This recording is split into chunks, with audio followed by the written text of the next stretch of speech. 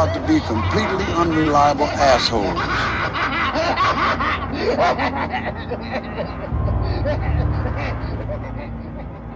Hello, Tim. Hello, Ryan. Hello.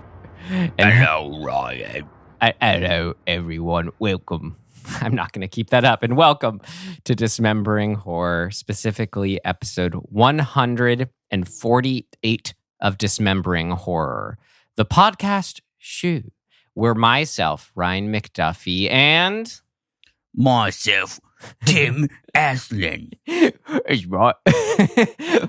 We talk about what it's so contagious. We talk about what worked for us, what did not work for us, and anything else we found interesting or noteworthy about our film. Can you imagine if we did this whole episode like that in the poorest of poor, whatever accent that was attempting to be? What accent you talking about, mate? Yeah, wait, they didn't even talk like that in this movie. What is that? I'm just thinking about the sort of the main bad guy. Yeah, He's yeah, got yeah, that yeah. like really distinctive, deep, crackly voice. Mark Lewis Jones as Quinn. Right. He was in Last Jedi, dude. Oh yeah, which I just watched. You were just gonna hand to me. All sorts of things going on. Okay, we aren't going to say more on the show, even though we sometimes do. You'll figure it out if this is your first time here. It's pretty casual. I'll just say that figure much. it out. And well, we're on a quest for the unseen, the sight unseen by like us and all. If you clicked on it, you know enough, that it's about horror movies, right? I would assume. I don't know. There's more to it, but as I said, we do it in other episodes. But no, I think it was because you mentioned this film, which I got to mention. Apostle from 2018 is the subject of this week's episode. It's a Netflix film from writer-director Gareth Evans of the Raid films. Have you seen the Raid films, Tim? I've seen the first one 100%. I can't remember if I watched the second one, but I think I did. The second one, it expands it to even like it feels like you're watching a Godfather or something, where it's this big really? old. Maybe like, I didn't watch that one. Big then. drama combined with the fight stuff. Okay, cool. So yeah, I didn't even realize it. That's who directed and wrote this until after watching it. I've seen both of those. And Tim, because you mentioned The Last Jedi, I've just been meaning to ask you on one of our episodes here. I've been meaning to ask you on one of those episodes here. And on a previous episode, you mentioned how like you've only watched The Last Jedi like 4 or 5 times, so that maybe that means you like it. You said you weren't sure what to make of it. No. It's not that I don't know, man.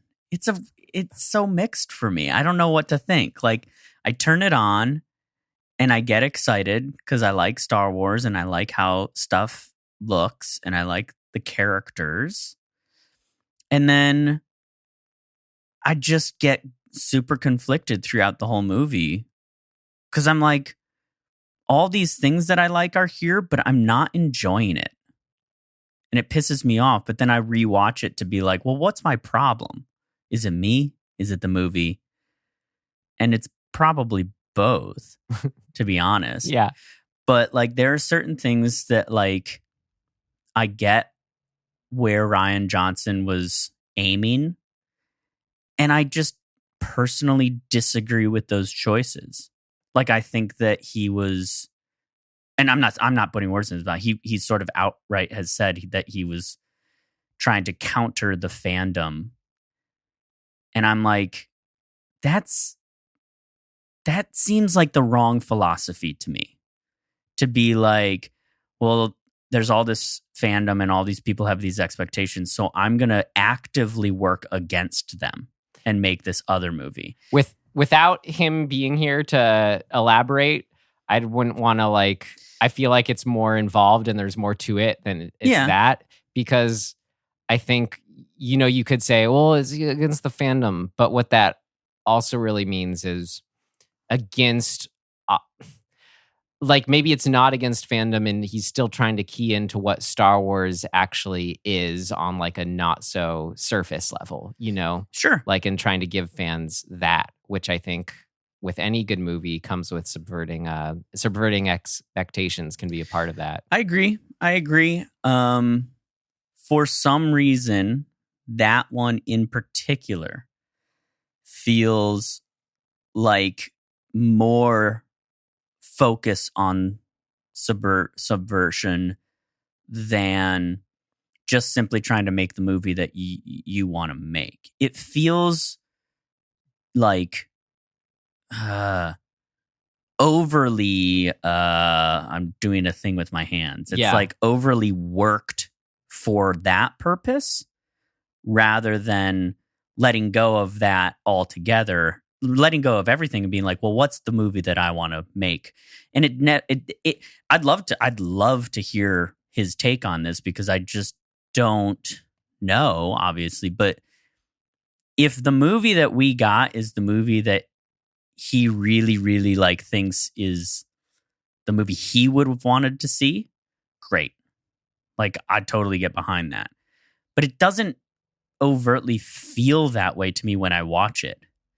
It feels like a middle finger.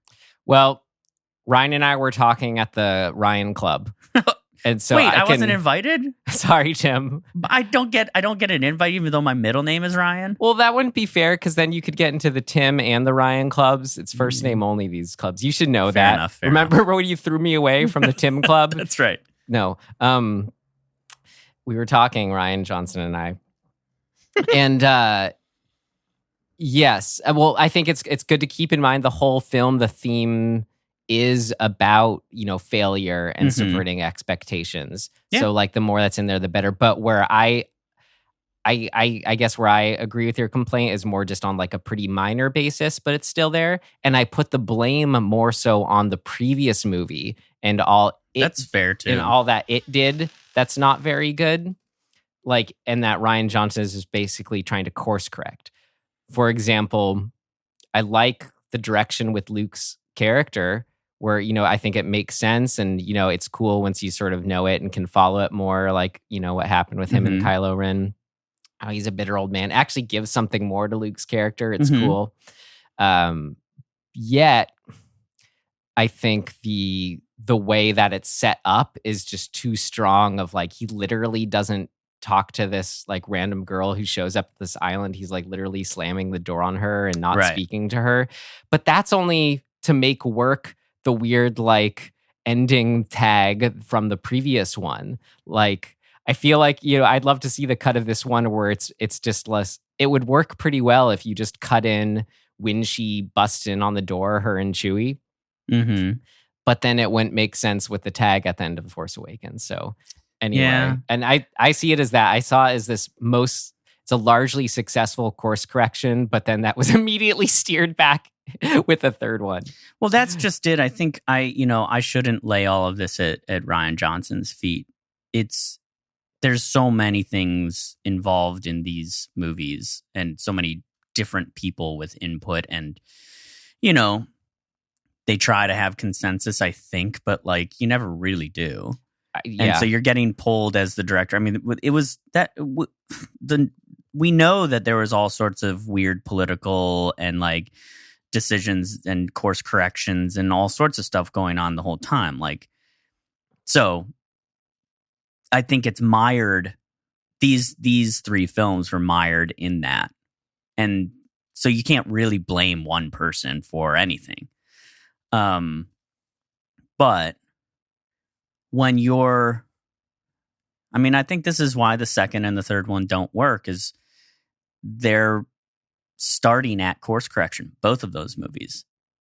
And that's a terrible place to start. You shouldn't be trying to make a movie to correct another movie. That's a bad place. Yes, but again, the blame on the first one. I thought he basically teed it right up for a third one that could have been great. I know. And then they course corrected again. Corrected, quote unquote. Right, exactly. They coursed. No, I will say he did for what he was given, though. I think it's head and shoulders. The second one, Last Jedi, is just so much better than the other two. I'm glad we got something. I don't know. I think it's really great with just a few just little quibbles for how it had to work with the first one aside. I will say this, and I doubt that this is Rian Johnson. The scene with the horse racing on the gambling island. Yeah. I hate it. It ruins the movie for me. What's not to like? It's cool. It's not cool. It is. The creatures are fun. I don't like the creatures. They're like these weird like horse like mammal thing. I don't know. I don't They're like interesting looking. I don't like the whole. I just don't like it. It like reeks of the prequels and sort of this weird CGI set piece thing. For me, it was like hated. It was weird the first like couple times, but I don't know. I really like it. It's an interesting corner of the Star Wars universe. That whole movie, everything feels pointless. That's a big thing to say, but every sort of like storyline feels pointless. But like to me. yet again, and I think that's probably that's purposeful. But that's why I fundamentally don't like the movie, is because I like purpose. I like character arcs to sort of move in a certain way. And in this movie, people make decisions, go after a thing, and then that thing means nothing when they get to the end of it. But that means something. But I don't like that.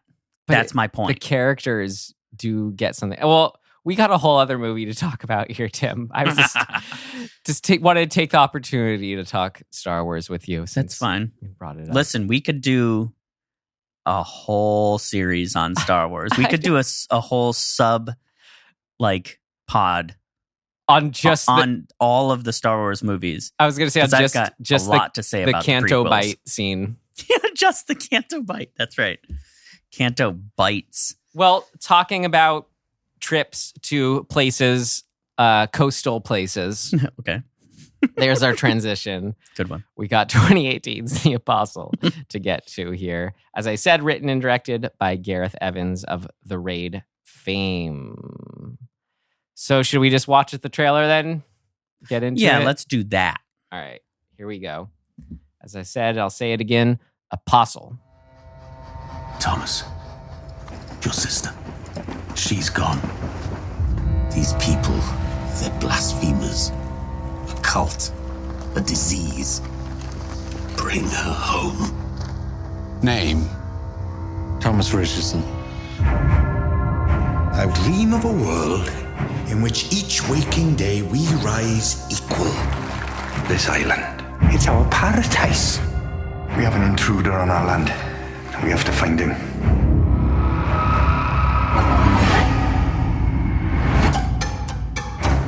Your eyes. They've seen things. Apostle. What'd you think, Ryan? What'd you think of this here movie? Like, what would be my rating per our rating system? Yeah, would you say to yourself, I would avoid this movie, I would stream this movie, I would rent this movie, or I would buy this movie with your own real cash money? Pretty, maybe only like a third of the way through, I gave this my hearty, this is exactly what I'd want from a stream it movie. It's of a certain kind of film where it's not going to, I don't know, be elevated to a certain level for me. Yet it is so what it is, and I can. It's just fun. I don't know. It felt like good, harmless fun, and a lot of that fun came from just the meat grinder. Yeah, exactly. Touches like that, where it would just it do just more enough more things that makes any sense. Like rather than being totally just kind of all right, and then he goes here, and then he goes there. It had flavors of nice touches throughout that were inventive and fun. I agree. Yeah, cool. I said to my girlfriend, we watched this together, and I said when it ended, I was like, that movie was like a huge bucket of really good, fun, cool ideas. Yeah. But I didn't think it was a good movie. Like I left it being like, damn. Yeah. They came close. They had all these really cool ideas, and it just never quite arrived in the way that I think it could have, or maybe that I would have wanted it to. But that would feel like such a back to the drawing board thing maybe for me, or just not what it is. Because this felt to me like when you kind of tune in like to another Netflix, like one of their fantasy TV shows, something that feels on the level of like a modern day like Xena or Hercules, where it's just kind of like good, clean, supernatural, like suspense, character, drama, fun. And when you say it's a whole bucket of things, I guess to get into our summary here. Well, so I'm a stream, just to clarify as well. Okay, great. I was very excited to hear your summary during this one, because at a certain point when he like gets from point A to B to C, and I'm like, what is all going on? You know, like it's story heavy in the sense of you got a lot of little pieces going on to put together, and there's a mystery afoot and all that. Yeah. So I think I just thought of you following that and being able to report back on all that. Well, I think that's why I was like, oh, so close to being so good. Because it had that. Because it has the framework and the setup of a really fun creep show mystery that like with like some supernatural stuff, but it's grounded in a very real thing of like people's, you know, faith, religious cult sort of fervory, you know, blinders on to certain things like that. That whole construct I love. So there's like, to say it again, you said a bucket of stuff going on. And to provide my segment of the summary here before your kind of more narrative summary, this is where I come at too, I realize, when trying to think of, and this is part of the sort of the point of our summary section, is like, how did Tim and I view this once we step back away from it? Like, what is it? Yeah. So in a non-story sense, I was trying to peg the whole time exactly that. Well, like, what is this movie? Like, what genre is it even? Because, it's everything. It's like eerie investigatory cult intrigue is going on. It's a straight up like hostage for money situation with like a rescue situation. We got supernatural, religious suspense, folk horror. We got plant monster zombie ghouls in a horror sense. We also have torture porn in a horror sense. Then in an action sense, we have chases, knife fights. Then we got character drama, like interpersonal family drama, small community drama. I mean, there's got to be more. Like anything else you can... Period. Yeah, period piece, exactly. Yeah, God, that's a lot. I mean... Right? It's all those things. It's really... That's a detriment to it, is that it's trying to do too many things. Which can work, though. It can, but it seems unfocused to me. I think that was kind of where I ended up being like, oh, it's not quite... Like, yeah, in order to do that, yeah, there has to be some kind of still consistency to itself that maybe wasn't there as much. I don't know. I think maybe there's a thread missing. So let's explain the gist of the movie. So Dan Stevens... I'm going to use their character names. So Thomas Richardson. Yeah, Thomas Richardson. I love Dan Stevens, by the way. This was my first time seeing him in something. I really liked him. Oh, good.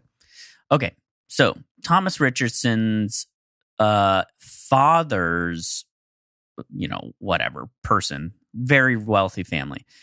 They get a ransom letter from a cult saying, we have your daughter.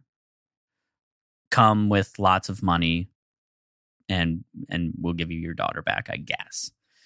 And they give them a ticket of passage to go to this island where the cult hangs out. This is on the British Isles. It's Welsh, I think. It's like 1905. Yeah, I was like, it's got to be right around the late 1800s, early 1900s. So yeah, 1905. So the plan is send Dan Stevens in his father's stead, because his father is just totally whatever. He's lost it. He's out of it. And the plan is don't bring the money. Just go and like try to blend in with the flock, get information, and see where they're keeping her and figure out a way to get her out of there, which is a pretty lame plan because it's like you're isolating yourself in a place you don't know with people you don't know. You don't know how they're holding her. Like, you know nothing. You're going in so blind. It's a really like not a great plan, but that's the plan. Yeah. Also, Thomas is clearly suffering from trauma of his, past, and is it absinthe that he's taking? It's either morphine, absinthe, some sort of thing that he is seemingly addicted to. He's recovering from his own crisis of faith still, too. Right. So he's a bit of a mess. He's maybe not the best person to send on this venture. But he's the brother and the son. But he's the only person, right? Yeah. So he goes. Very quickly, he's very keen, which is nice. He realizes that they've marked the ticket of passage that they've given him. And so he sneakily swaps it out for somebody else's. There's a lot of details like that in this movie, Tim. Right. So we got to get. I know, but I think that's an important just first one. Like, he's a sneaky guy. He's with it. So he's trying to stay on the level here and fool them and not get outed. So he gets on the island to find that this cult essentially believes that they were chosen. There's 3 men who are running the cult. That their ship crashed on this island, and they realized that they were chosen by the spirits or the spirit of the island to like start this cult, this village, whatever. And the key element, I guess, to appeasing the island, whatever, spirit, is to bloodlet the villagers and feed that to the island. We come to learn that there's an actual specific entity, a woman entity, who's kind of like almost like they call her a goddess. Yeah. I would equate her closer to a oh damn it, what's it called? I called her plant monster zombie ghoul. Yes. They're called elementals in some channels of lore. So, like a powerful magical being that's based around nature or the elements. And meanwhile, Thomas is sort of blending in, trying to figure out where his sister might be. Almost getting caught. Totally. It's coming close. A couple really exciting moments where he dodges getting caught. But he's in a tough spot, right? He can't pry too much, and he finds out where his sister is. It's essentially that she's there, she's alive, and she's being held captive. But he can't go save her. He can't like really do anything, or else they'll know he's who he is, and they become well, they know that he is on the island. They just don't know which new villager is him. Yes, they know there's a traitor amongst them. Right. And okay, now it's sort of, to me, this is where it sort of devolves. You get a couple too many things going on. When the cult leaders learn that he's on the island, they're like, we have to root him out, but we don't know which guy it is. But when we find him, we'll know that he has the money for the ransom that we asked for. Because we need money to sustain, because the island goddess isn't providing what she used to provide, and our crops and our animals are not like thriving, and we're going to die of the island not abiding or like not providing for us. But our solution is to get money. So it's seems a little misplaced to Though me. I'd say true to the themes and messages. Sure. And so, God, how do I go from there? Basically, the power dynamic of the three cult leader guys shifts, and the psychopath of the three just goes apeshit and goes unhinged and starts to kind of lay waste to a bunch of different people. Thomas gets caught. He gets tortured. We find out that this new cult leader guy, I mean, one of the three, but the psycho of the three who's now taking over, he had been kind of the one at the beginning when they had discovered this elemental witch zombie earth flower lady. Yeah. That he was like, oh, if you feed her blood, the crops grow better. So let's keep her in captive and force feed her with like animal blood. And then that turns into human blood. And then that turns into it's not working well anymore. So there's this whole folklore through line of like, you know, if you try to control nature, it's going to like bite you back kind of thing, I guess. But like he also like Silent Hills it and has like a Wicker Head guy who's like keeping the elemental captive, but also has a meat grinder for torturing people and a like weird like wood bush house. And it's just like, it's so many different things. Yeah. So ultimately, all of this leads to Thomas discovering the elemental, having it out with Wicker Head. The grinder. The meat grinder, all of this sort of fight scene stuff happens. The grinder is what Wicker Head's credited as. That's awesome. Okay, fair enough. He is the grinder. You know, they also credit one guy as like the bell toller or like the bell guy. Perfect. Yeah. Anyway, so God, this is long. How it ends up is that the elemental and Thomas Richardson have a moment. She imbues him with her powers. He burns her. The island starts to basically burn, and the cult leaders all have it out with each other, and the flock escapes on boat, and like the flock of people, the flock of villagers in the cult all like run away and leave the island. And then Thomas Richardson becomes the new elemental and like whatever. Yes. Grows a flower out of his forehead. He's getting absorbed into the grass. Yeah. There you go. Boom, bada boom. All right. There's a whole like B story kind of plot thing with like a kind of romantic interest who's played by Lucy Boynton, who I really like. Boynton. We've seen her in stuff. She was in what's it called? The one that Osgood Perkins directed. What was that I'm called? the pretty thing that lives in the house. She's the ghost. Cool. And there is conveniently all of the kids of the three cult leaders have this weird intertwined B story thing going on, and that kind of spurs some stuff on. So that's interesting. Yeah. Great. It's this whole big happy community that becomes not so happy. Yeah. It feels like an attempted kind of meshing of like Midsommar, The Village, The Wicker Man. Silent Hill.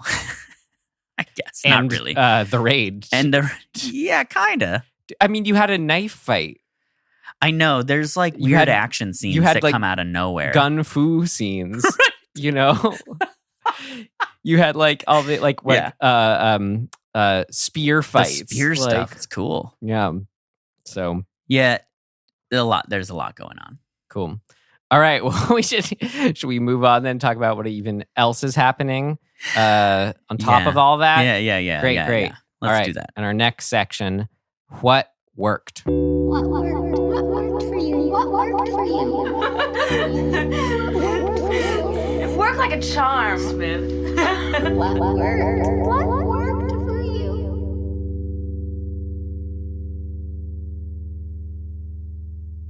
Well, you already mentioned you're a pre-existing fan of Dan Stevens. Mm-hmm. I'm a new fan of his, specifically for this exact kind of story and character. Like period piece, like I'd love to see him in something that this is pretty close to, but something like Lovecrafty or cosmic Oh horror. my God, he'd be so good for that. Right? But just like discovering a mystery along the way. And a good mix of introverted, extroverted. Mm-hmm. Yeah, so he was a fun person to sort of have our main character for this all. Yeah, he's great. Cool, great. I like him a lot. I mean, look, I actually all of the actors in this, I really like. Michael Sheen. Michael Sheen is so good. He's so good. Yeah, he's always been so good. Especially, I'll say, when his character's making the turn at the end, he sells that of starting to question their ways. He made that feel fluid. Yeah, I think commendable cast for sure. I love the look of this movie. Like, it feels like the appropriate sort of scope. Everything is beautiful, but dirty at the same time.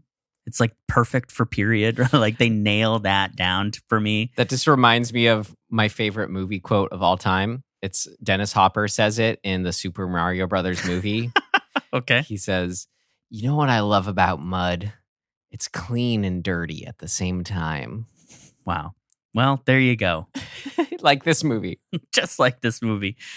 Yeah, man. I mean, there's just a bunch of really beautiful shots in it that are just awesome to look at. I mean, very and vibe, man. Yeah. The vibe is so good. Starting from the opening shot, I believe, or close to opening, where it's this sweeping, like Harry Potter-esque train shot. Yeah, I feel like that's the same train. Yeah, I mean, it's just probably the is, same one right? they all use. It has to be. Yeah.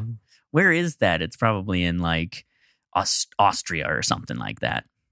It seems pretty close to being Scotland, England, something like No, that. I mean that train, that particular train. Yeah. You think it's up there? Yeah. Maybe it is.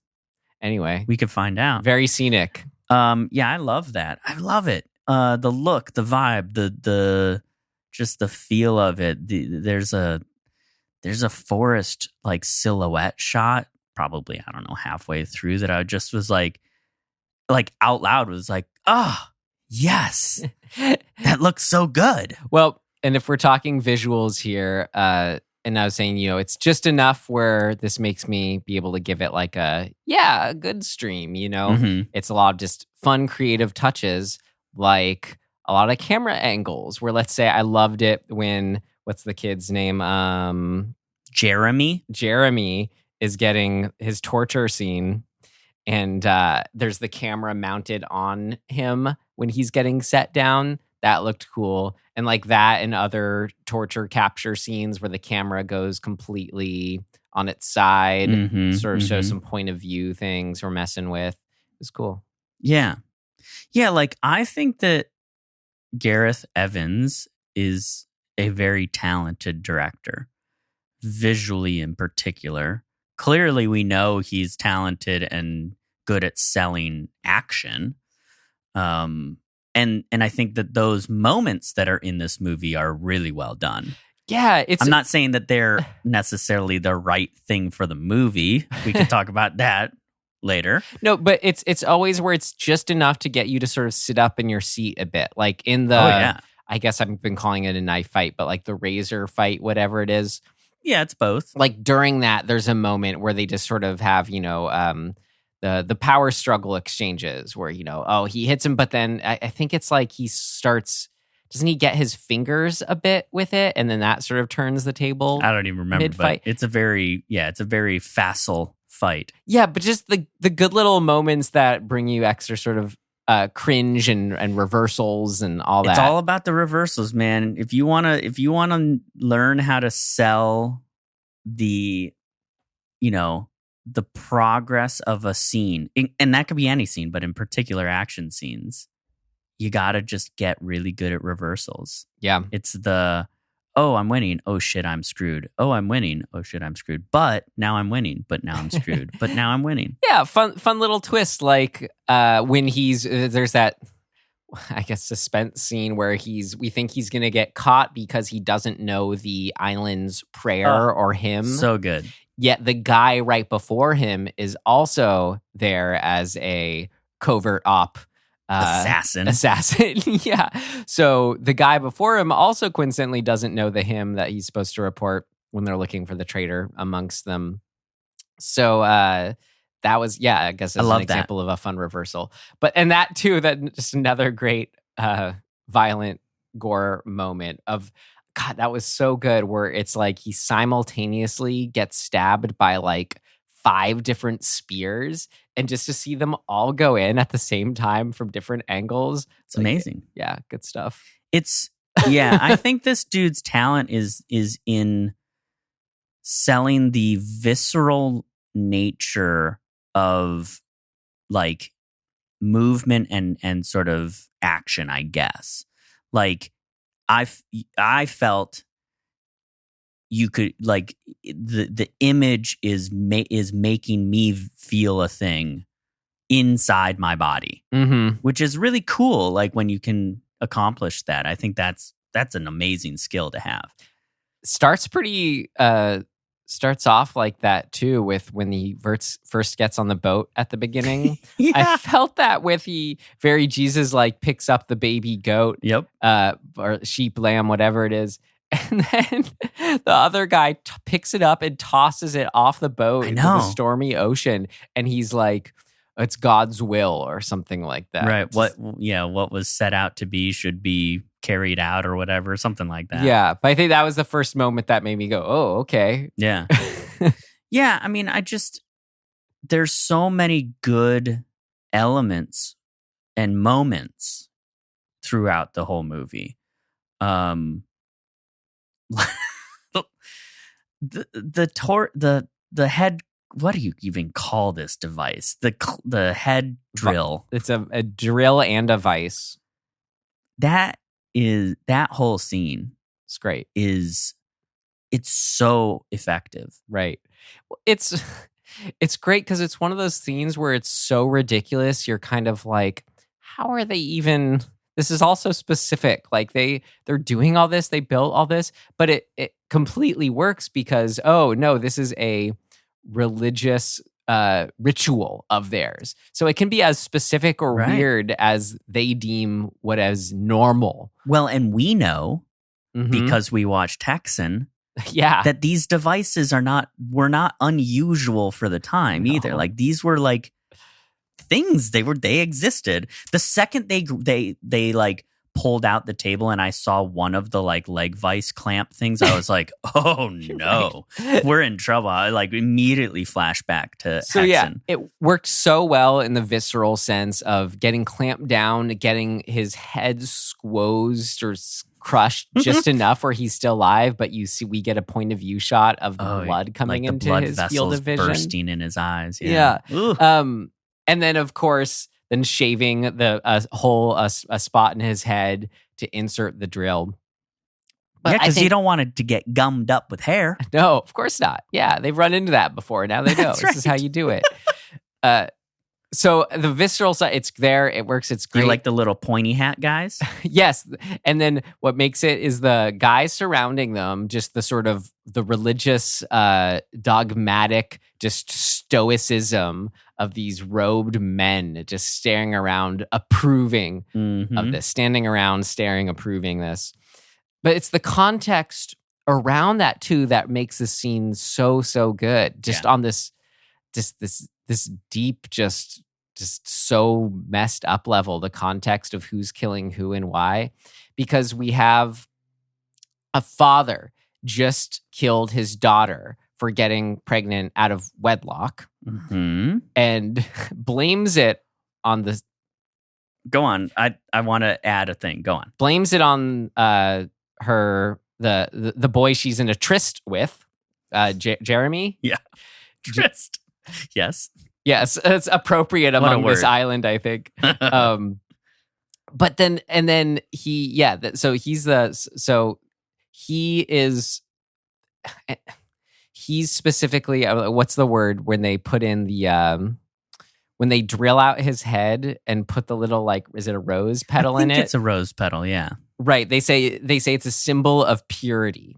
So we have like a father kills his pregnant daughter, and then the father of the child, he kills him in like this way that is all wrapped up in this idea of purity. So it's like, I don't know, just as far as playing on the horror. I mean, I'm not in this situation, but whatever it is of having to like being a father and letting her go to the world kind of thing, and looking at her, accepting her as a woman, it's very loaded with all these themes. Well, there's his this precious angel who's been tainted and forever besmirched, that he so much so he has to kill her. And there's a deeper, darker undertone too, though. All of that is true, but we also know that part of the island is killing the offspring of the people on the island, right? It's cursing them, so to speak. So we have this scene earlier on where a sheep is giving birth and the lamb has turned inside. And this dad, the same guy, I forget his name, Quinn. Quinn is like reaching up in that sheep to turn the lamb the right way and pull it out and, like, you know, save it. And when he does, it's already been eviscerated, presumably by the island goddess, right? So the curse, he knows he believes that curse is going to happen to his daughter's baby as well. And so he thinks he's upset in his mind, not just because she like had sex out of wedlock and got pregnant, but because the consequence of getting pregnant on the island is that her baby will be cursed and she and the baby will die. So he's saving her from that future death by killing her. Like, it's really dark and layered and like twisted. I follow that, but I just didn't get that would be his concerns at the time. He says it. Okay. He says you don't understand, like, I can't remember the exact language, but it's something to the effect of like, what's inside of you is like cursed, is you know, whatever. So it's playing with the idea of if you have a baby out of wedlock, then it's cursed. But in this sense, it's also a more literal way to extrapolate that. It's a little double. We're sort of doubling up on themes here, you know, and that can be criticized. But yeah, there's many layers to what's going on in that scene. And I think it's cool. Quinn certainly got his comeuppance at the end. His death, that was pretty great. Remember, it's where I remember, Ryan. What did you think of it? I wish we had watched this together because I was very vocal. Oh! There was a lot of that. Well, it was great. He was flayed, you could say. Yeah, you could say that. Knife drag through the body, I guess. Pretty sweet. Yeah. To get back on some of those themes, I liked what it ended up being with. There's a quote at the end. I think it was our main guy who said it, Thomas, but pointing out how they're using the goddess. They said something about using her as a machine more than a goddess. And then that's sort of what I got from, like, that was their misinterpretation of the not the runes, but the cave paintings or whatever, right. Where they immediately treated this, what they had to do was sacrifice others and sacrifice animals, people, whatever. But really, they just had to respect her and follow her wishes. Because we see it at the end. It was interesting, and I liked this, how it's not like she's there going, blood, blood, blood. They're like almost force feeding her through a funnel. Almost. They are, yeah. Quite literally. So again, I don't know, it just reminded me of that treating people, animals, nature, Mhm. all that as just sort of something to be exploited for resources, and as if that's justified because that's just the given. Like we can Yeah. only be in a relationship with nature as something to, it's unsustainable versus sustainable. I love this whole sort of construct or idea or theme or whatever, that the irony of it is so great. You have a entity that gives life through nature, and you are killing life and nature to feed the thing to bring back life and nature. It's just so stupid and ironic. And I think that there's sort of this deeper feeling of like, when you try to use this blind, when you try to use a means to an end blindly for your gain, you completely lose sight of what the hell's going on. Like in the name of worship or whatever it is, dogmatic sort of ideals. It's just so perverted.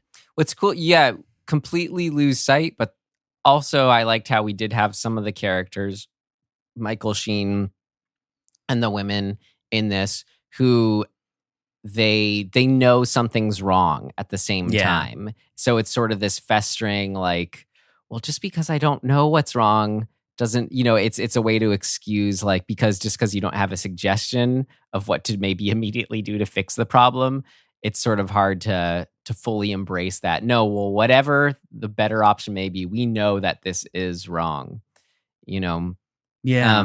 And then of course, then we had Quinn as the doubling down guy who was representative of, no, this is the way to do it, and this is the ship I'm going to go down on. Well, and he definitely sort of seems to represent the almost, I guess, would you categorize him? He seems more in the sadomasochism. Is that appropriate to say with him? Like he believes in, torture and harm and force to get an outcome. But just as like, an extension of is he taking pleasure in it? I don't know. I see it all as an extension of an institution. Mm-hmm. Whether he's taking pleasure in it or not, I'm not sure. Because he's knife guy. You know what I Mhm. mean? Like that's his thing, his weapon of choice. It's like shown, I don't know, 3 or 4 times before an actual fight where he's like, I don't know if you could say he's getting off, but it seems like he's enjoying that his knife is his thing and he likes to cut throats. We get that very clearly pretty early on.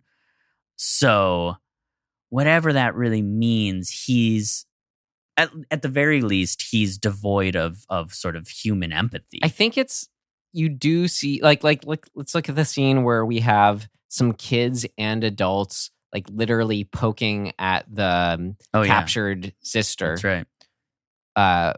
Treating her, as this is an other to be made fun of. This is a monster. This is not us.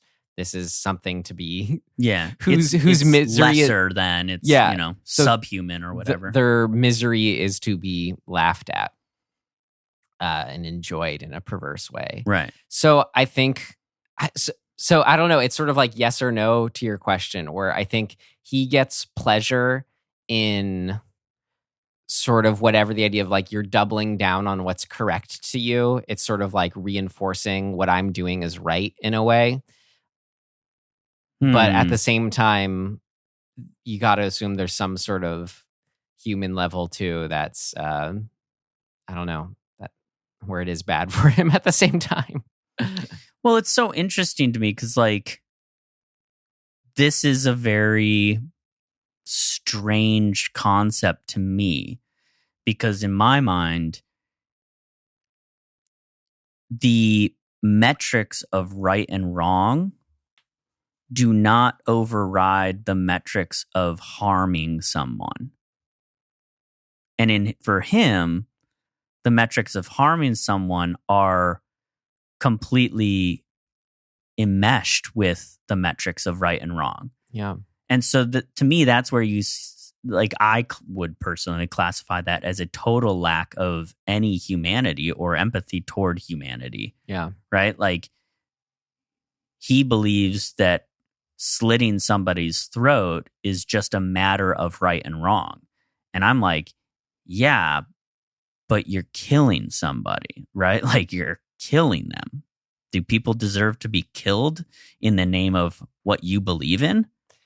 I feel like he's very, I mean, he's obviously very hard on the yes, you know. He's super hard on the yes, and that's wild to me. And I don't look, there are people in the world who that's their belief. I disagree with it. For me, like I look at that and I go, that's not okay. I mean, and that's what the rest of the villagers get hip to. It's like, this just doesn't, you know what? Maybe killing isn't the answer always. Right. Which is interesting because this power dynamic that the three men, the cult leader guys, Malcolm, Quinn, and what's the other one? The Jeremy's father. Do we know what his name was? Malcolm. No, right. Malcolm, that's Quinn, and Frank. Oh yeah, it's the lame name. Frank. So this construct I like, even though it's a little maybe it's that it's just not fleshed out, but it's a little contrived, I think, to have the three patriarchs. Maybe not. Maybe it's not contrived, but have the three main characters that we follow have three kids that are intertwined and become main characters as well. Maybe that's not contrived, but it seemed a little convenient to me. But I guess it's a convenience. It's an efficiency for the sake of the story. But I like this weird triangle of leadership. I think it's smart to do that in threes for storytelling. Well, if we had Michael Sheen representing the one who changes but knows what something's wrong the whole time, and then we have Quinn as the hard, devout, evil guy, what does Frank kind of represent if you do think the trio is justified? I think Malcolm is the top of the triangle, and Quinn is the hard dogma on the left, let's say. It doesn't really matter. Bottom point of the triangle.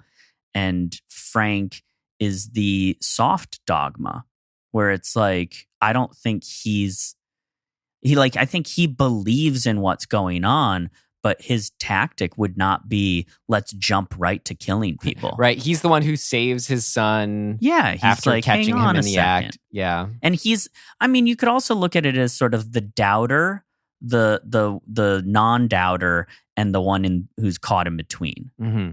You know, like I think Frank is much more prone to saying, we've lost our way, and going, maybe we should stop. Whereas Quinn is like, we've lost our way and we need to double down hard. Right. And Malcolm's going, let's just get out of here. What should we do? No, there's a solution. Like I can fix it. He can't fix it. I liked though, just even if it was a lot in the end, I liked that it ended up being sort of the scale of the downfall of the whole community. Like it wasn't just like he kind of gets in and gets out and The movie built to this. The repercussions were sort of as big as you could get for this community. Mm-hmm. Yeah, appropriately so. Yeah, get the whole. You can't have that community. Like cults don't end well. Right. Well, just that they went with a larger story being told in that sense. Yeah. Yeah, I mean, man, there's a lot of I guess I'm kind of a broken record, but there's so many good things. And there's a but to those too. There is, but like the good things are cool. The whole underground cave system, yeah, I was whatever the hell is so good. Right. The like river of blood and like bone. Yeah, and how Oh, it dude. explodes at the end outside of the Yeah. rock face on the cliff. That is sweet.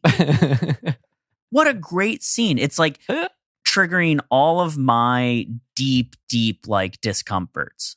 Claustrophobia, drowning, germ, dirty, like gross. Like I don't like going through poo or something. It's the worst, right? So those are all things that like are really, really deeply at the core of what makes me uncomfortable. And I was like, man, he's going through it. And then a witch jumps out. Yeah, a witch jumps out. It's so straight up. good. I mentioned it earlier, the kids and adults poking at the sister. That for me was the only like genuinely sort of disturbing, That's scary upsetting.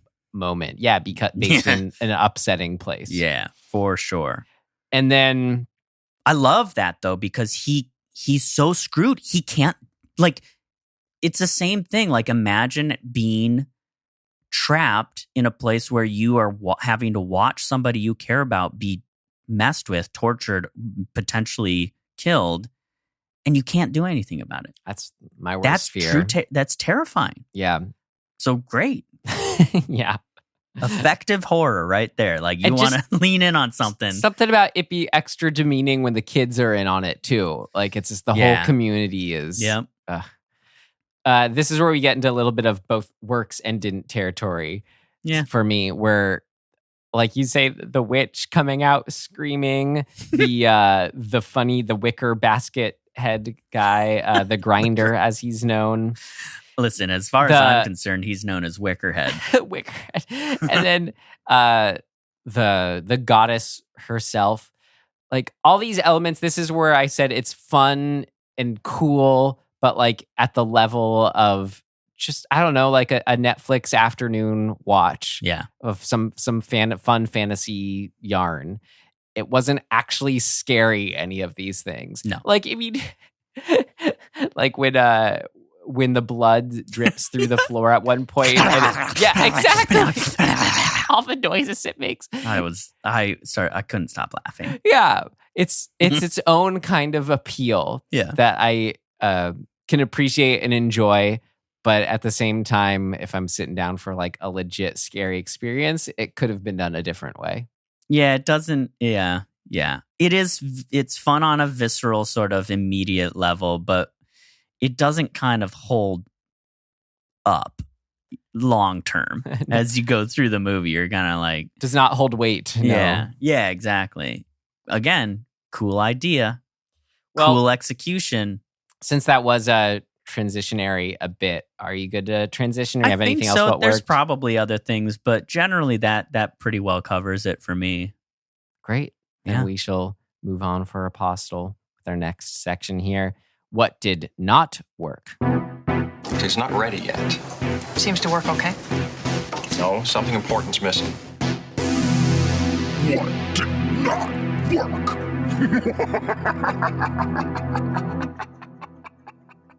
I mean, it's weird to say, I guess, to pick up what I was kind of just saying. It's weird when it feels like it's just a taste thing where, I don't know, if it didn't work, it would have been a different movie, but it just could have been actually scary if they had gone with a different kind of approach to some of the horror moments. But again, like, I had fun with it for what it was, so whatever. Yeah, I just think that they're unsupported. Yeah. Like those things kind of come out of nowhere, and it's like, I guess we'll just go along with it. I mean, I'm kind of talking about Wicker Head. Yeah, I'm talking about Wicker Head. Like, it's fun, it's ridiculous. But he's there's making no noises. Context for it whatsoever. He's it's making just like, okay. It's just a cool, weird thing. Right, but you could have somehow, no pun intended, woven in some context for Wickerhead's existence. We kind of get it's just some follower who's assigned to the goddess. Do we? For me, it's less like, it's okay if it's somewhat vague. It's more just there's the approach where it makes noises like blah, blah, or not. I think you could have very simply tied it in by actually, this is true for the town torture, kid torture scene too. It all kind of feels like it comes out of left field. Now, it doesn't entirely come out of left field because we're on this island where there's a cult. So fine. But like, I do think there's benefit, and there was room for this to I don't know what the word would be, to kind of preempt us a little bit with a smaller version of these scenes. So early on, when Thomas gets there, we should have a scene where a villager does something that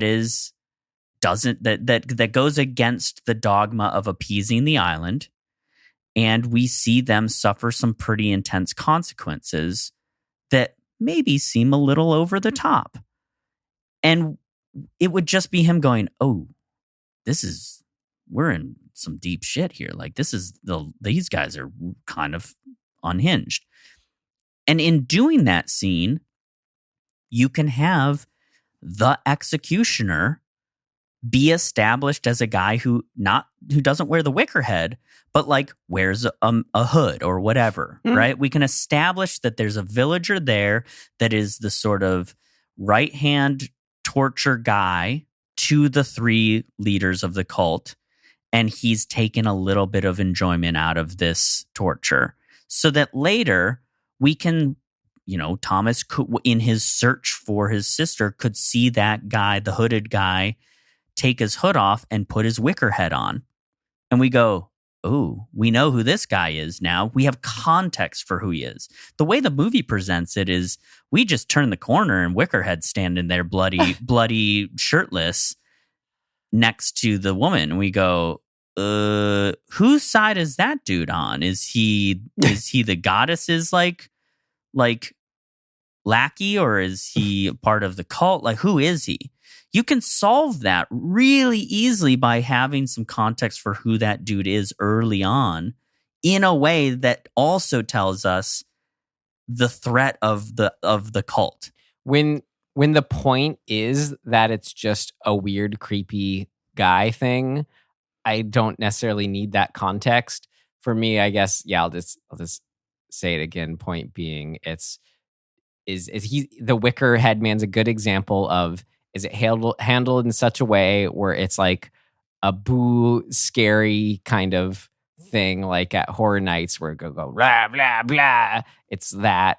Or is it actually being creepy, or presented in a way that feels actually creepy, which it's not for me. Here's another very simple way to do this, because I love the context of there are weird things afoot that are going on behind the scenes, and Thomas, by sneaking out at night, is going to see some of those things. So just have him, being sneaky and like looking around corners, and see Quinn giving a direct order to Wickerhead in the woods. That's an introduction to him. Yeah, that's all I need. I need the context that Quinn and Wickerhead are of the same, cut from the same cloth. That there's a hierarchy going on here, and these two kind of like killing people, or at least torturing them, or both, or don't even think about it. Right? It's just they're just doing what they do. Like, we want to see that, I think, as an audience, and the way you get that is to see it through the eyes of the dude who just showed up. I mean, this whole movie is just fish out of water, right? That's the fucking construct we're living in. Fish out of water. All information should be gathered through the eyes of the fish. And then we're off to the races. Yeah. But unfortunately, there's a long period of time in this movie where we're just seeing Thomas kind of exist. And the story itself isn't really being pushed forward. It's kind of just him like observing things. So I think there's a misstep in how his character kind of like carries forward. Things happen that he observes rather than him doing things that lead to him learning more. It's weird because that can be a fun segment or chunk for this kind of movie. I totally agree. Just before more happens, but maybe tied into felt a little on the long side. Yeah. It's a tough construct too because of the horror of what we said that is working, that he can't do certain things. Here I like, but it's a tricky balance. Here you go. And the thing with this is rather than being a certain balance, they were just throwing in all the ingredients. Like we said that. Yeah. And so like what we just said with Thomas, you can have that sort of just creeping around stuff and it feels like, okay, it's not wasted time somehow, or it doesn't need to be doing more at once. But the issue with this is how much it's trying to do with the other characters. Like you said, like how you mentioned earlier, it's an interesting dynamic with these three heads of this community and their conflict and whatnot. But then what was missing with that, it felt like we're still somehow not, that wasn't as fleshed out as it could be to get as involved as we wanted. So this really felt like to me, it could be either, you could just not have Thomas and have it be a story of just this cult that starts getting this inner conflict. Could be some the outsider that's already there, but doesn't get, we don't need to know them as a character. Totally. Or just have it be more Thomas's perspective. And these are all more the other characters more ancillary, or he gets to know a couple of them, but it's still like all through Thomas. This got to be where it's kind of on this epic scope kind of story, which I don't think necessarily behooved it as interesting as the ideas were. Well, and then I think that the attempt from a character arc with Thomas is that you have a person who has lost their faith and sort of thrown it aside, decided, okay, because of this experience I have had that was really traumatic, it led me to believe that there is no God. And putting him in a circumstance where this is where it gets really murky, but I get the attempt. You put the person who has lost their faith into an environment that is all based on faith, and so the conflict is built in right away. He believes the opposite of what the cult believes. They're faith-based. He has lost his faith. Well, and I like that it was that his faith turned to all the negative aspects of humanity. And sure. Yeah. But the synthesis of those two things being at odds with each other, is that there is magical, like an actual magical being that holds the key to fruitfulness, I guess, on this particular island, which subverts the whole idea of Christian faith. Like that opening quote over the mantle, something about suffering. Yeah, I don't remember. And finding Christ only in suffering, something right. like that. And it's like, oh, wait, there's this other thing. There's a whole other magic that is not Christianity. And I think the attempt is there to sort of have his character, through losing his faith, through being facing faith-based Christians, learning that there's this other thing, that he can regain his faith in a new context and become the new context, right? Like he becomes the being of the, the magical being of the island. Being, not bean. He's planted in the ground. But he is kind of a bean, right?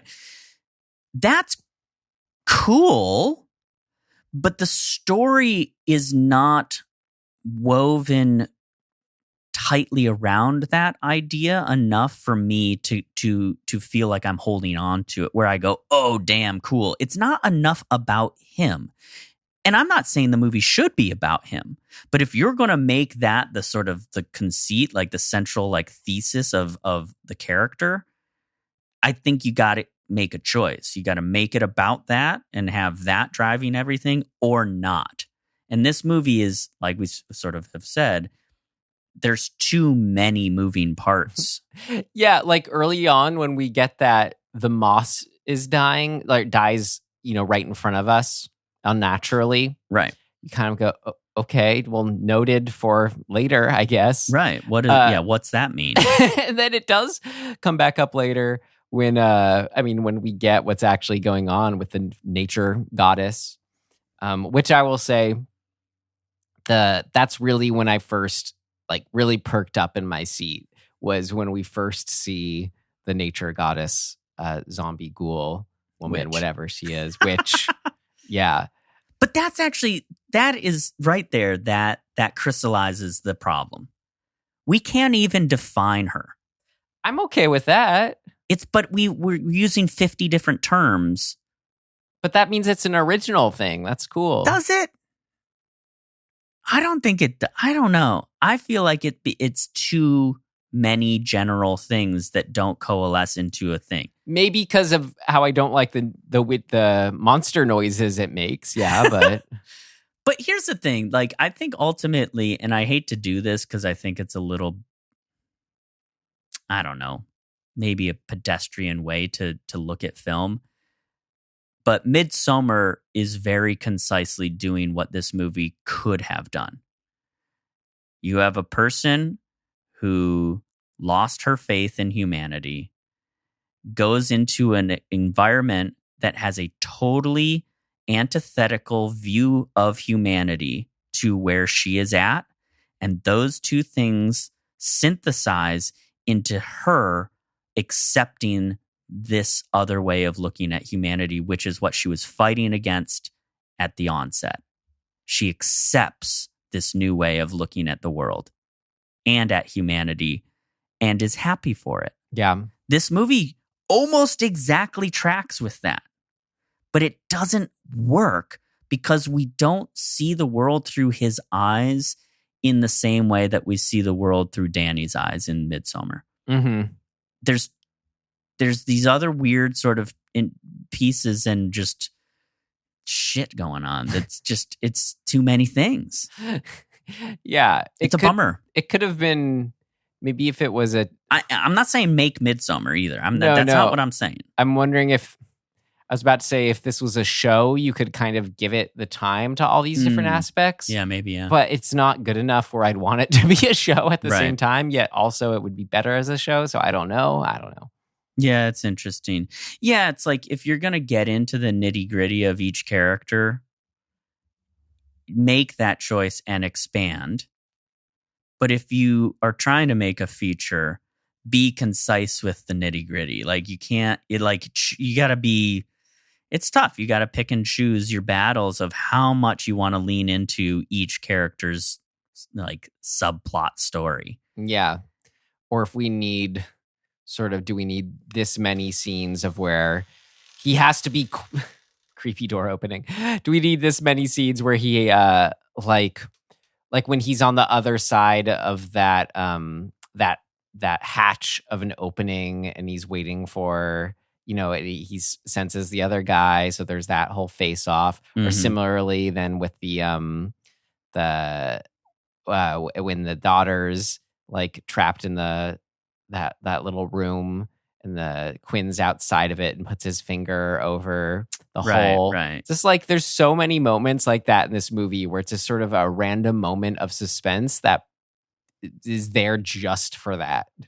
Yeah, it's interesting. They kind of pad out character moments for effect, but it actually ends up, I think, undercutting the movie, because if you need to establish that Quinn is a overbearing, dogmatic person and father, and that's affecting his relationship with his daughter, just give us that scene early. Give it and get it out of the way, so that when we see her later, having a tryst with Jeremy, we immediately go, yeah, she would be that. She's rebelling. I get it.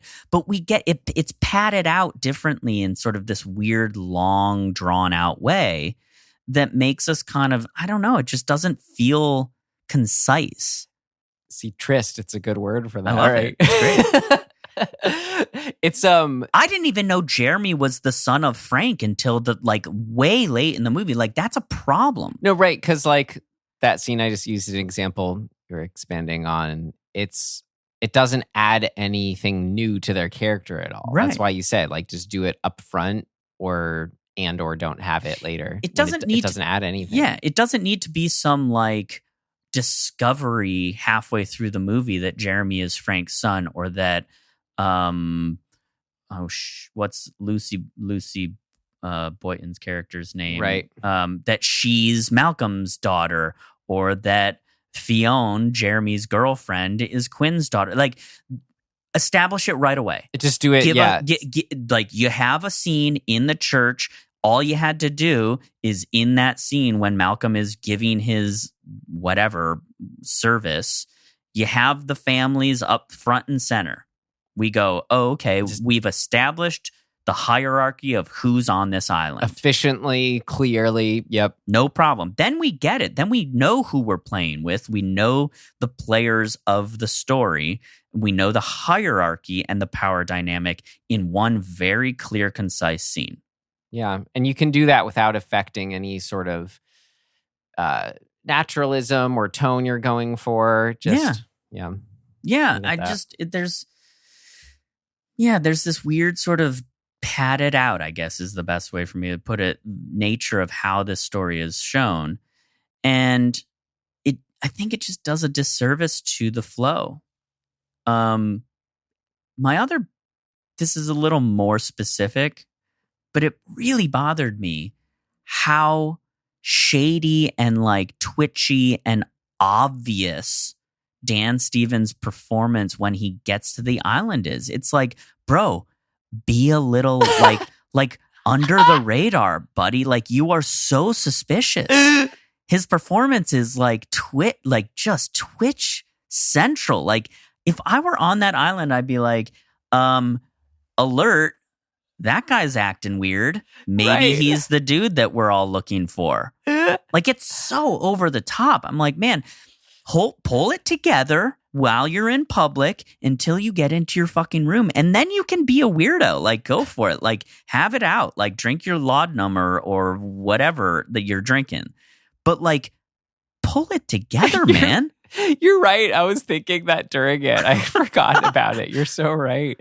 Just like at every point during that first half or whatever, it kept feeling like you were going to have a moment where they looked at him or discovered him. And like, even then, once he kind of had his scapegoat with the other traitor in their midst, he's still like, it was just so funny when Michael Sheen, we're blood brothers now. They're just so trusting of him. Yeah, he's looking back at Michael Sheen like wide-eyed, like, oh, please don't catch me. It's like, dude, get it, put it under wraps, man. You got bigger fish to fry. Your sister is hidden somewhere. Like, use it to your advantage and play it cool, dude. Like, you're so obvious. Hey, but it worked out for him. It didn't matter. They didn't catch on. He's just new here. He's nervous. Yeah, man. God, it really bugged me out. I was like, it just undercuts the believability, and that's a problem. Like, this is like a huge rule or lesson that I learned early on as an actor. You cannot play the end of the scene at the beginning of the scene. No. I know you, the actor, know it. You know how where it's going to go. You know the end. But we can't know that you know, or else the scene doesn't work.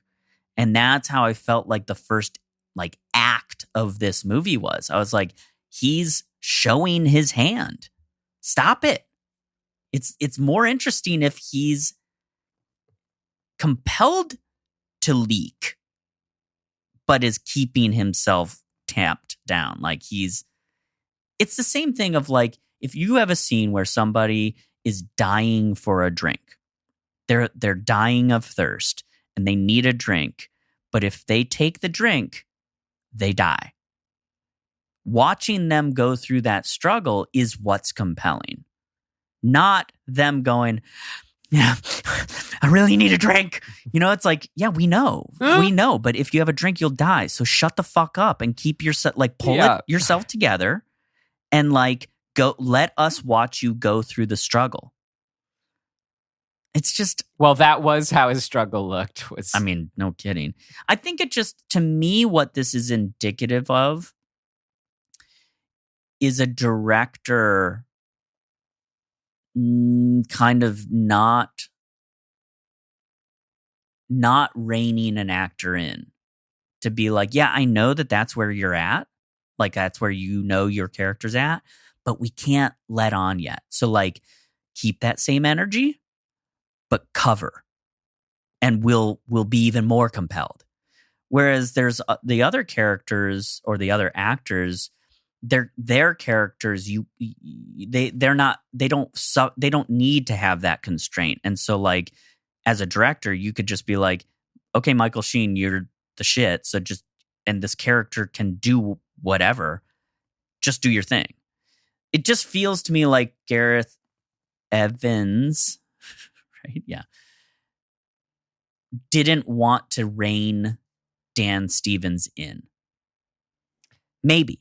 Yeah, you could phrase it that way, but I guess more simply it's phrased as he just wasn't considering it at all. Or right, exactly. Maybe that's just not a thing that he considered. Yeah. Also very possible. And that's, it's a criticism. I was going to say it's not a criticism. It's a criticism. Yeah. As a director, he's so good at these other things that it makes me feel like maybe he's overlooking this character thing because that's not his concern. I will say, talking about what it feels indicative of, it just feels indicative of the movie that it is, and at the level you're right. I was watching it. No, that's very true. It was just a harmless fun, is what I'll keep saying. I guess the other thing is the I think Lucy Boynton's character is underwritten and compared to everyone else, for sure. And the character is almost pointless. It's shoehorning in this sort of maybe love interest, at least something. It just feels a little two-dimensional, reductive, even if the woman character. Right. Even if the romance itself doesn't go anywhere, you still have to have the relationship or her presence go somewhere, and it just never does. She is representing science, literally, in a faith-based community. Mm-hmm. And she never really has it out with her dad, the leader of the faith-based community. Maybe this movie used to be 2 hours and 40 minutes, and she had... There are all these other aspects going on. Yeah. But if she's going to be the person in between the person who has lost their faith and the person who's trying to hold on to their faith, there's lots of opportunity there, and we just never get that thing. And so it bummed me out that the movie led us to this moment where she's chained up with Thomas's sister in this weird white brick room or white stone room, and Quinn is now overlording them. And this is a hugely flawed moment to me. We, the audience, know that Thomas has just burnt the witch entity, and so that entity no longer has power. But Quinn doesn't know that, and he threatens the women. He's like, I'm going to use you as the blood bag for the island goddess entity. Ha ha ha ha ha. And it's who cares? We the audience know that threat is empty, so it completely deflates the threat. Yeah. That scene needed to happen before the witch is killed, in order for it to have any weight whatsoever. And so when we have to stop Quinn, when they have to stop Quinn from doing that, the scene actually has stakes. If if his success, if their life is hinged on his success or failure. Mm-hmm. And I just felt really bummed because I was like, well, this scene is cool because like they get him and that's great and they get out. But the threat is, there is no threat. It's just them having to escape just to escape. It's not like there's no stakes. If they don't escape, if they're unsuccessful in their attempt to kill him, they're really screwed. No, they're not. They're just going to, like, the island's burning down anyway. Like, Right. Whatever. It felt kind of the same way it felt deflated when everybody's running to leave the island, which we don't see, by the way. Budget constraint, I don't know. Like, Yeah. we don't see anybody leaving the island. It's all on the train shot at the beginning. That's where the budget was put. Right. So I'm sort of just felt so deflated in this last sequence. Even in in Thomas's like confrontation with the witch entity, I was like, Right. is there any threat here anymore? Like, what are the stakes? It just felt womp womp. So there's just, I don't know, it bummed me out because I was like, man, lots of missed opportunity, like structural missed opportunity. I don't know exactly how you would do it. I mean, I could go on and on about how I would restructure it to make it more effective for what I'm talking about. But at the end of the day, it just felt like a really cool balloon, or lots of cool balloons got like inflated, but all the balloons were not tied together into a thing that is going to make us like lift the house off the ground. They all just floated off into the air individually. When the village is burning down, it's very much just like, all right, it's time for the village to burn down. Yeah. Yeah, it's just another cool thing. It's time to wrap up. Great. Yeah. Done. So that all kind of bummed me out. And that's really ultimately just where I'm like, man, what you really like, you have incredible cast. And I felt like none of them got to really, you didn't get them where they could go. Like Michael Sheen just falls into a pit. Right. I mean, along with the rest of the potential in this story, you could say. Yeah. Yeah. Close. But no cigar. Mm-hmm. Yep. So there you go. That's all. I don't want to go on and on. But I'll tell you what, the meat grinder scene's pretty fucking sweet. The meat grinder scene was good when his fingers get chopped off, and that's what allows him to escape. Yeah. That was good. So, take that for what it's worth. All right. I will, we will, and I agree largely How with long was everything this you movie? said. 129. It's too long. It's too long to not come together in a thing. Yeah. That was You what could I have cut remember. a half hour from this movie and had all the fun stuff. Honestly, that's what I remember feeling about the Raid 2 compared to the Raid 1. Oh, really? But maybe I'm alone in that. I don't know. Great. Well, with all that, should we move on to our next section? Yeah. All right, here What we do go. you think was in his little green bottle? Here we don't go. I mean, that's a thing. Can we explore that in our next section? Yeah. Actually, yeah. Okay, here we go. Things of note. Things of note! This should be interesting. What do you think was in his little green bottle? Yeah, wait, you mentioned a drug and that was a different bottle. Well, I'm throwing it out there. Absinthe, laudanum, morphine, Laudanum. opium. I mean, that just sounds right. Like, it sounds old-fashioned laudanum. Right. Like, what the hell was it? It twists him right up, though, I'll tell you. Yeah.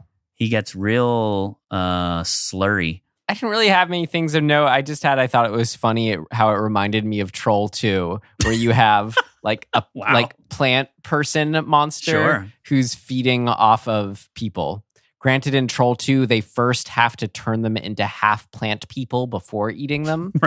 Right. So they have green blood versus red blood, but still same idea of like plant people feeding off of people. Yeah. Yeah. We didn't even really explore in any way, maybe because it's just a thing. But the whole Thomas Bean having been a missionary and going to China. Wait, there's this whole flashback sequence. It's so like intense, but like that's how he lost his faith because the quote unquote savage Asian Eastern, non-whites taught him a lesson. I don't know, man. I didn't like that. He got the cross burned on his back. Yeah. I don't know. That something about that felt something. I mean, just in itself having that flashback scene, I'm like, we don't need this. No, we don't.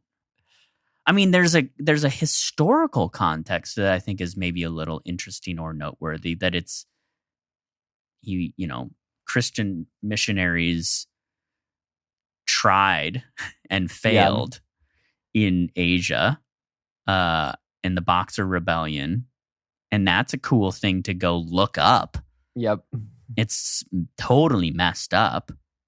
This reminded me too of what was the other one we watched. Was it Dark Waters? Maybe. Yeah, do you remember that? I mean, I remember the movie. Yeah. What are you referencing in well, it's relation a movie to it? about someone going to a religious cult island. There's a monster matriarch at the Way head of it cooler all. Monster. Yeah. Sorry to say. Anyway. Yeah. No, looking that's true. Yeah. Where else we've seen similar films and what we've watched. I kind of felt like maybe this movie would have been better served with a woman protagonist. Like in Dark Waters. Yeah, maybe. I didn't put a... Oh. Okay. Rescuing the brother. Right, maybe. I don't know. I didn't put a ton of thought into it, but it was a fleeting thought as we were watching it. I mean, typically I'll just like that better unless there's a reason for it not to be the case. Yeah, but I do love Dan Stevens, so great, cool. I don't know, whatever. Yeah. I don't know. This movie was okay. When all said and done, that's where it took to get us to. It's okay. It's okay. Yeah, exactly. I didn't hate it. I've hated some of the movies we've watched lately, and I just this really is. It's just a like. That's why I said it's harmless fun. It really is. It's a Netflix stream. Yeah, you could sit down and actually watch the movie. I didn't feel like I needed to look at my phone. You know what I mean? I kind of just was like, all right. Exactly. Here we go. Perfect.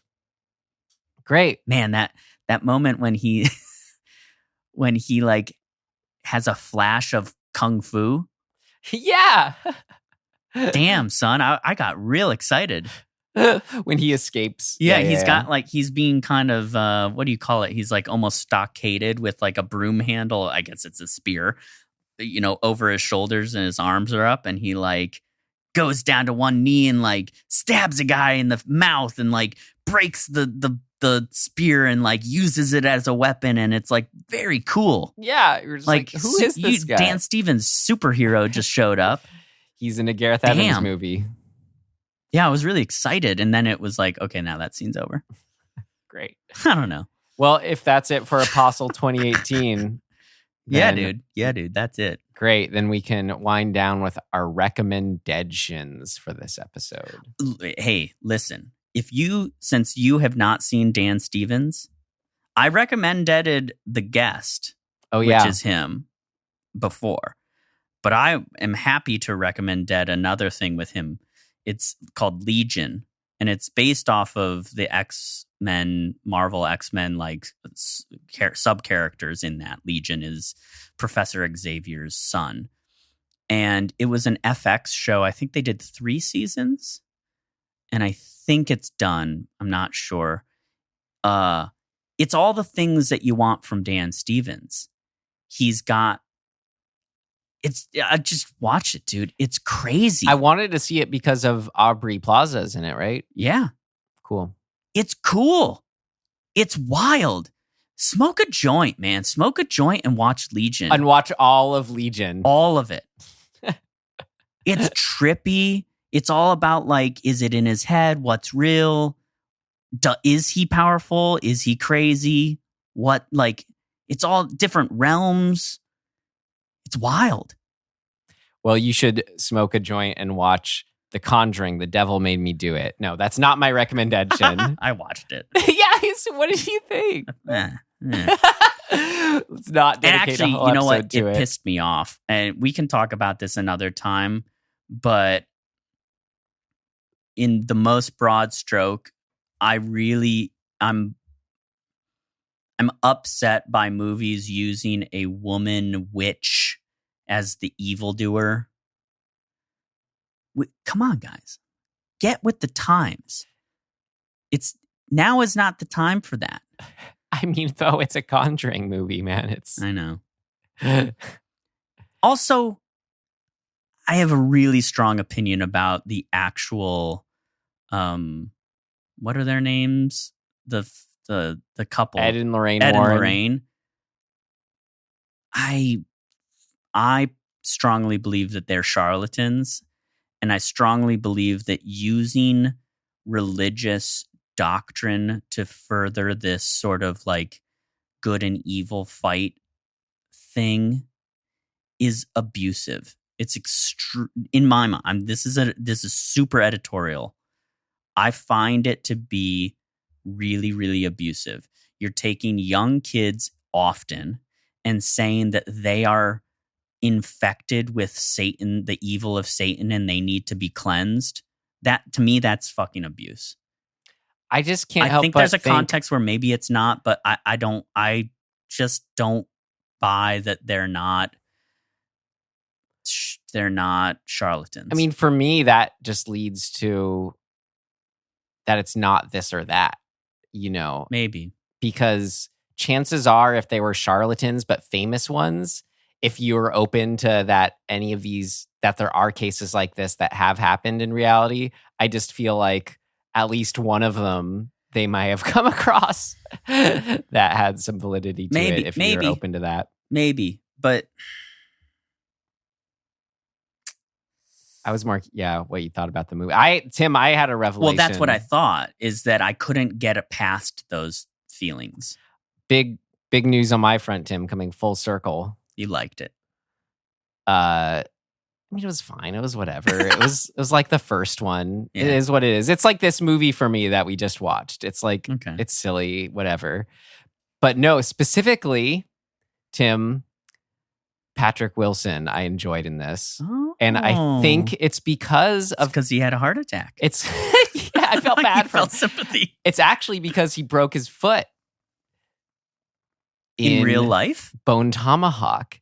What I'm saying is, yeah, Bone Tomahawk has caused you to turn the corner on Patrick Wilson. Yeah, seeing him in Bone Tomahawk, I could see him for who he is and what his deal is, versus I don't think it was fair at all to base all my opinions on him, on Patrick Wilson, on just The Conjuring 2, which was all I had seen him in.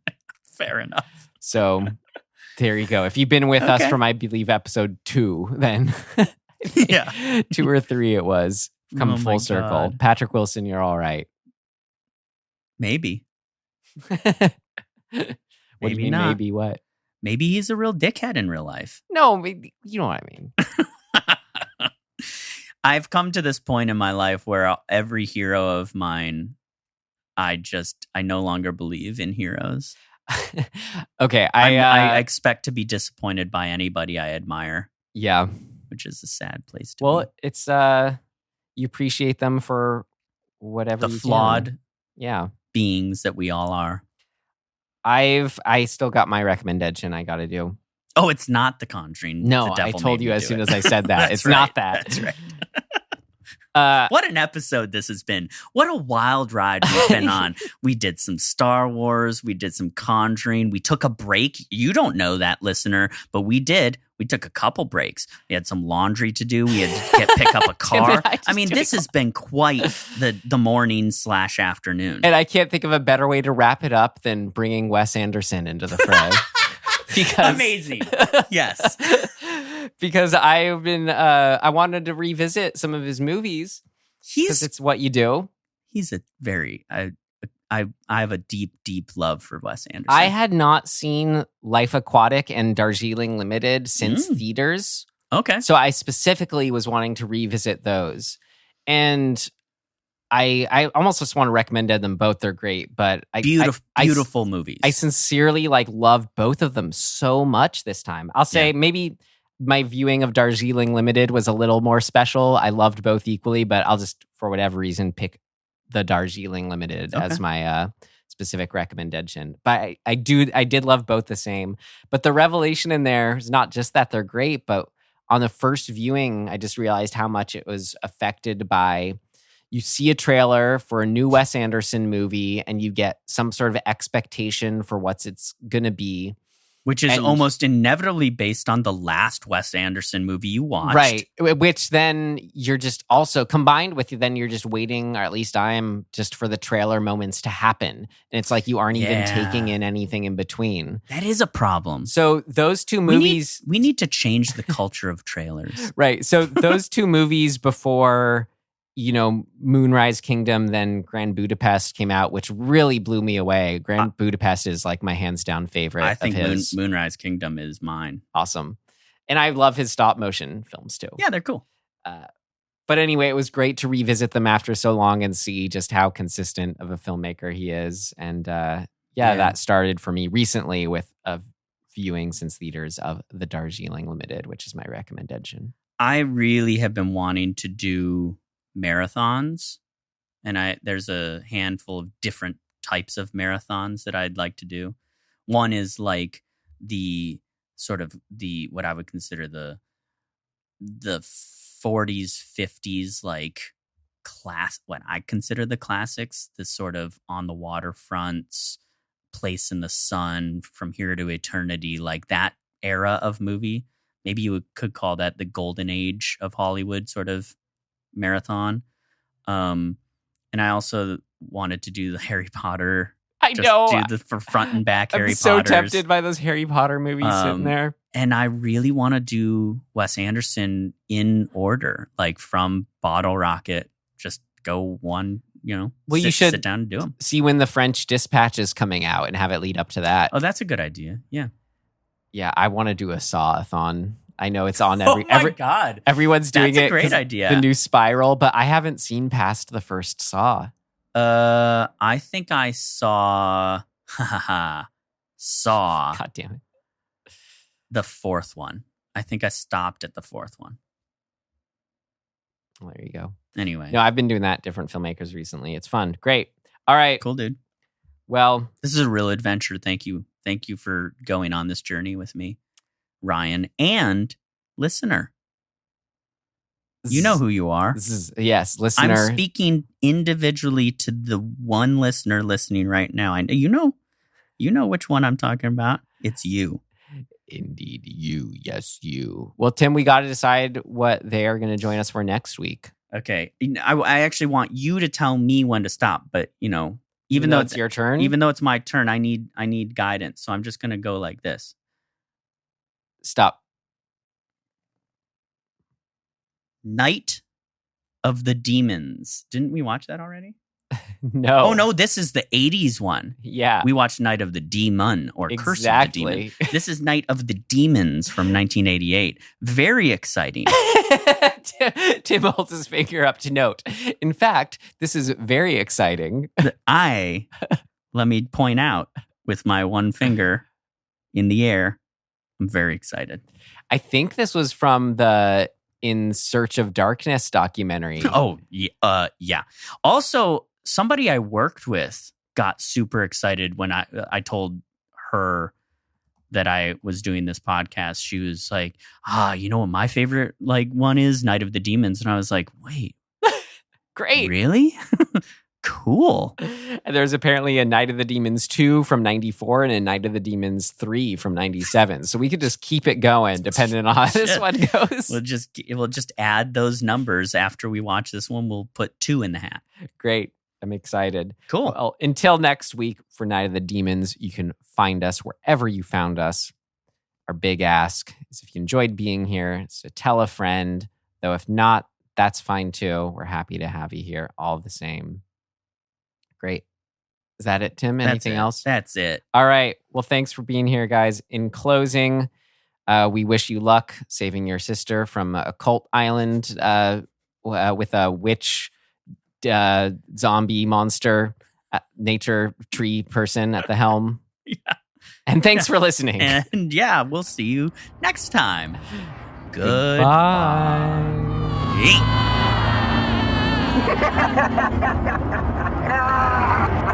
Bye.